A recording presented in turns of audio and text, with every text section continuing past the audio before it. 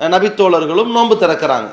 நோன்பு திறந்து முடிச்ச உடனேயே அந்த குடும்பத்தார்கிட்ட சொன்னாங்க, அஃப்தர இந்தக்கும் சாயிமூன், உங்களிடத்தில் நோன்பாளிகள் நோன்பு திறந்திருக்கிறாங்க. ஓ அக்கல துஆமக்குமுல் அப்ரார், நல்லவர்கள் உங்கள் உணவை சாப்பிட்டு இருக்கிறார்கள்.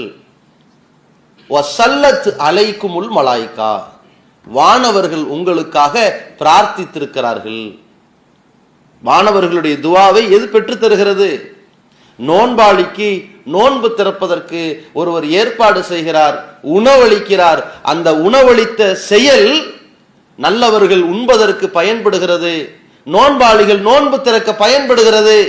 அது மட்டுமல்லாமல் அந்த வானவர்களின் பிரார்த்தனையை நமக்கு பெற்று தருகிறது. பொதுவா நாம சாப்பிட்ட பிறகு ஒரு துவா செய்வோம், அல்லாஹும்ம பாரிக் லஹும் ஃபீமா ரஸக்தஹும், இறைவா இந்த உணவளிச்சாங்க இல்லையா, இவர்களுக்கு நீ வழங்கிய ரிஸ்க்ல நீ பரக்கத்தை கொடு, அதிகமான அபிவிருத்தியை ஏற்படுத்து. வக்ஃபிர் லஹும் வர்ஹம்ஹும், இறைவா அவர்களுக்கு மன்னிப்பு கொடு, இறைவா அவர்களுக்கு இரக்கங்காட்டுன்னு நாம கேட்போம். ஆனால் வானவர்கள் அவர்களுக்காக கேட்பார்கள். யாருக்காக? இந்த நோன்பாளிக்கு நோன்பு திறக்க வைத்தார்களே அவர்களுக்காக.